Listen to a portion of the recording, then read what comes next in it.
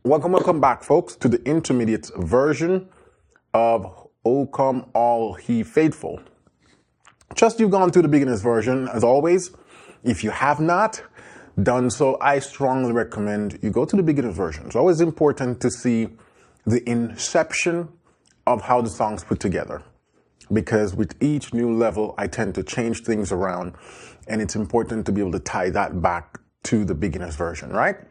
So be sure to go to the beginner's version, work through that until you feel comfortable, to then jump up here to the, what I'm going to call more intermediate, mid-intermediate version.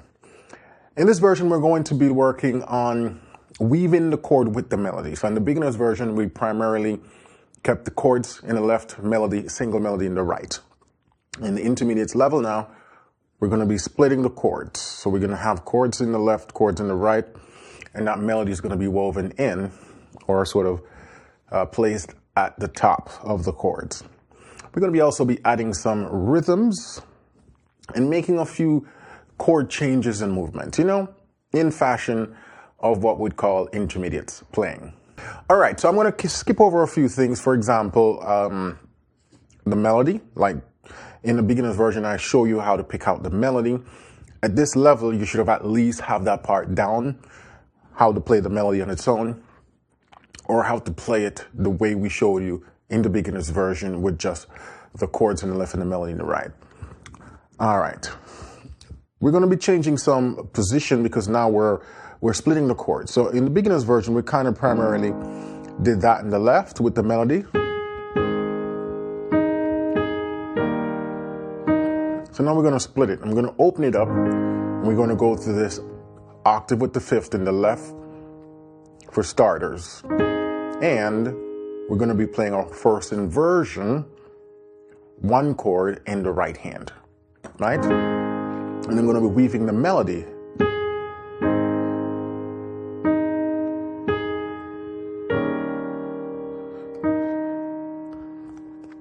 So the left hand move from that octave in the fifth to playing straight 5 chord. Now I could have also moved up and played it like that. So this is where I want you to see that you have options. I just pick one. None is better than the other. I just pick one. And so when you're learning this, I want you to have the option to decide if you're going to make changes. I'm hoping you make changes, because the goal isn't to learn verbatim everything I'm doing. Make some changes, make some, personalize it so it works for you, which will help you learn it faster and memorize it quicker, right? Because you're not entirely trying to adapt every single thing I do. That's a no-no. I don't learn anything the exact same way, because that's the beauty of playing by ear. You get to personalize it. But I just want to give you the sort of the skeletal outline as to what I'm doing, and then you can add to that. So, oh, come all he faithful. So I'm just holding the 7 with the thumb here. Faithful.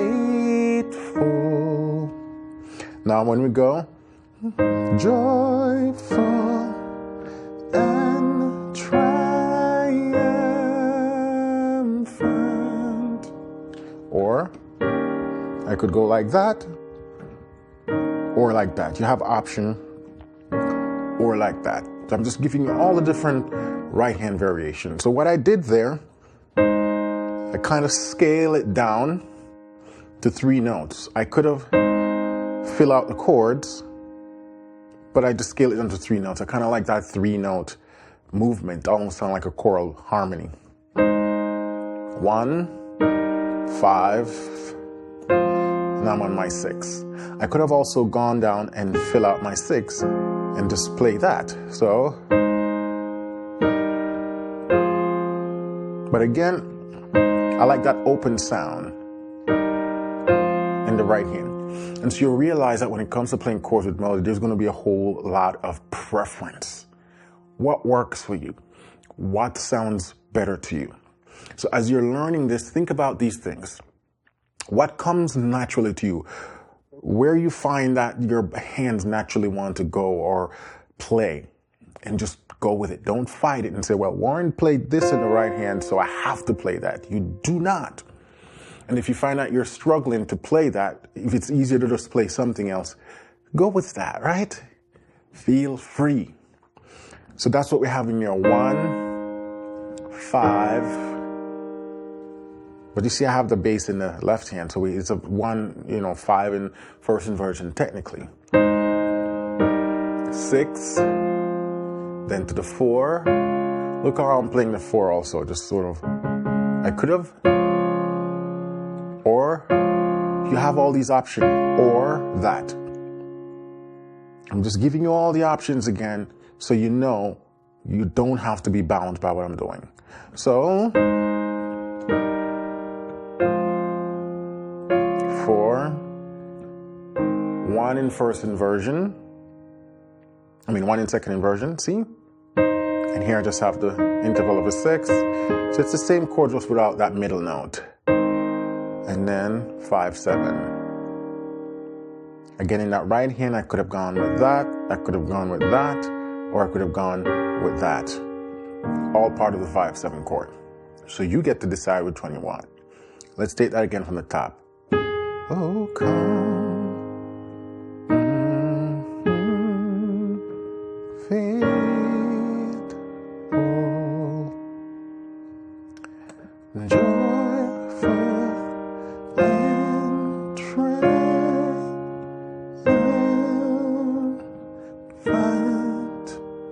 Right? Now, oh, come,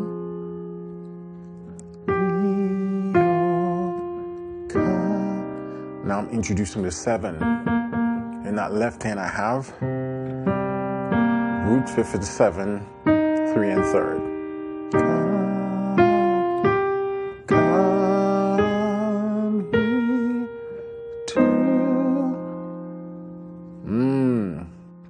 Now we're on the 6, I'm adding the 7. To F. Now I'm adding the 7 here on this 2 major. Now we have a true secondary dominant. And if you know that you remember in the beginner's version, we talk about this exact chord, but just as a triad. And I was saying that a secondary dominant means the chord's dominant 7. But at the beginner's level, we don't generally introduce 7th yet, so that's why I played it as a triad. Now at the intermediate level, we have that true dominant 7, which resolves now to 5. And I'm introducing the 7. So if we go from here, joyful and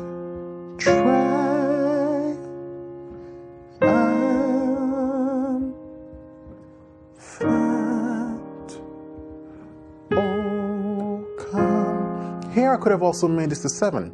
Oh, come, I could have done that. I'm just picking one. Oh, come, he, oh, come, he, too. All right, 6 minor 7 then. 5 in second inversion. Dominant 2, which resolves now to 5. Keep it going. Come. We're on the same 5, but now I'm opening it up because the melody jumps up an octave. So I just open it up to that 5. Octave in the 5th. First inversion 5 chord. Come and behold him. So normally we just have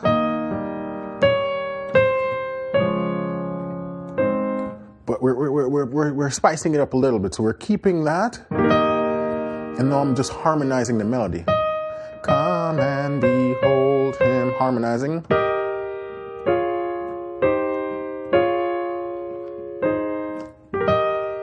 So you think of it as like a first inversion 5 chord, first inversion 4 chord, first inversion 3 chord, first inversion 4 chord, back to 1.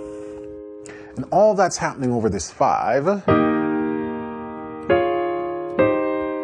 right? So I'm not really thinking about it as like different chords, because it's all happening over a 5 bass. If we didn't harmonize the melody, we would just have, right? All would be happening over that 5 chord, but now I'm just harmonizing it. Sounds better, right? Then I go to that 1 chord with the 4 chord in first inversion. So it's technically a 4 chord in second inversion, right? Sometimes I even introduce this E flat still, you know, because it sounds good, but it's really a 4 chord in second inversion. And then back to the 1. One more time there. Come and behold him. Now we're going to go. King of angels. Right, so we're introducing now some more chords. So we go 5. You can open up the 5 like that. You can just play the octave on the 5th, or you can just double up in triads. Both version works, and I find myself using all 3 versions every time I play the song. I go from one to the other based on just preference. So 5, what are we doing here? We're using an E major chord, so we're using this as a passing chord to get to 6. Yes, at the intermediate level, we're going to start talking about some passing chords. 5, dominant 3, it's functioning as a secondary dominant passing to go to 4. Now I know I'm saying secondary dominant, but I'm not playing any 7. If I could play a 7, and in the advanced version, we're actually going to play it as a 7. I just wanted to simplify things for you at the intermediate level, so I'm just playing it as a straight major chord. If you want, you can add the 7 here, or you can add it here. Now I'm playing it in first inversion because I'm coming from that 5. I like that sound, but you could absolutely play in root position. You could have gone, right? And then you get a true dominant 7. So you have option, or all of these are different variations and options. On the, resolve to 6, King of, same concept here. We have a secondary dominant going to 2. So it's a secondary dominant passing going to, 5. But I'm playing it the same way I play this C chord in first inversion without the 7, because I like the sound. But I could have absolutely, again though, I could have introduced the 7ths, which is probably what we're going to go with in the advanced version. And then that goes to 5. I could have played a 5-7,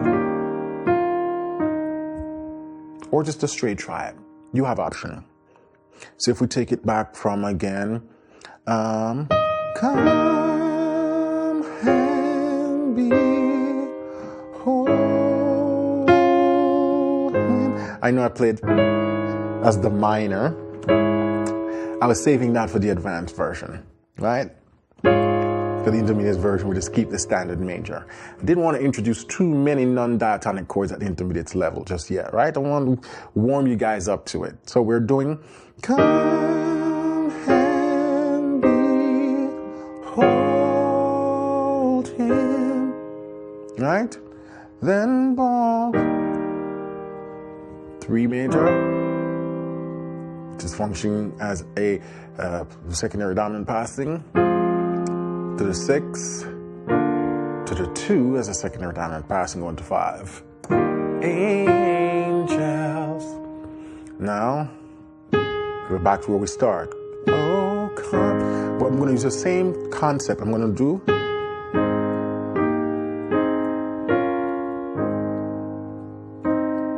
We're going to harmonize that melody. The melodies.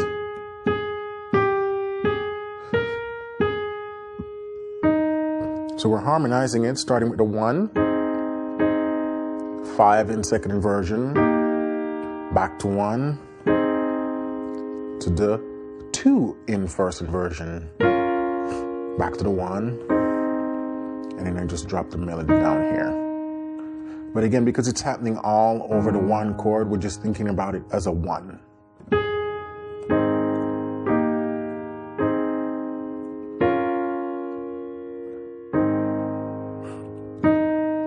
Right? Or if you want to name each chord, this is like a 5/1. Right?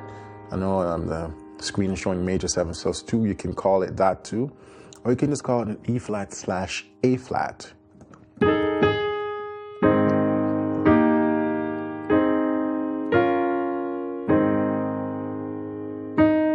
Then it moves up, same thing. So again, just harmonizing melody. Oh, come, let us harmonize the melody.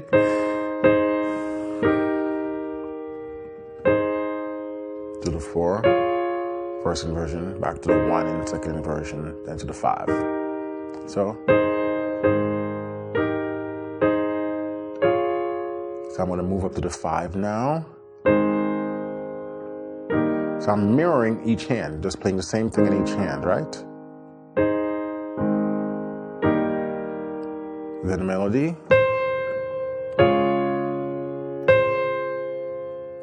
I'm using this chord again.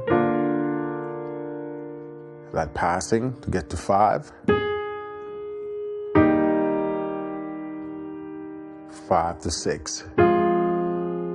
Then to 4. You could have played this 4 like that. Then mirror each hand, one chord in the second inversion. To the 5/7. Again, you can play the 5/7 like that, or you can play it like that, or you can play it like that. So, and then let's play it now from the top, right through, slowly, so you get to get a more contextual overview as to how everything sounds. So.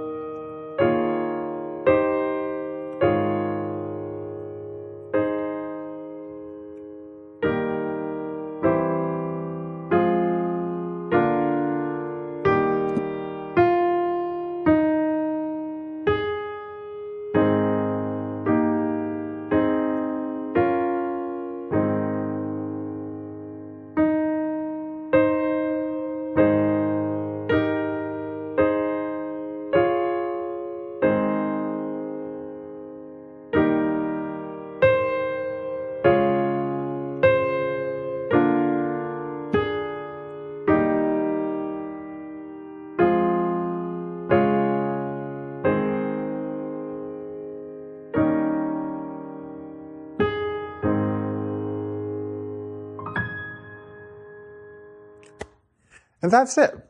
Start slowly, learn it in section. Take a small section and just work on a loop till you feel comfortable. Then you take another section and you do the same thing. Then you combine that section with the previous section, and that's how you ping pong your way through the song. Right? And then you gradually increase the amount of sections that you work on at a time till you're able to do the entire song slowly. All right, so that's the intermediate version of "Oh Come, Let Us Adore Him." Throw in some non-diatonic chords and stuff like that.